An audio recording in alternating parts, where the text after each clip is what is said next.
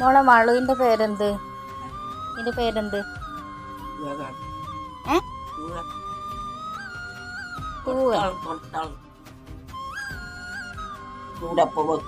എന്താന്ന്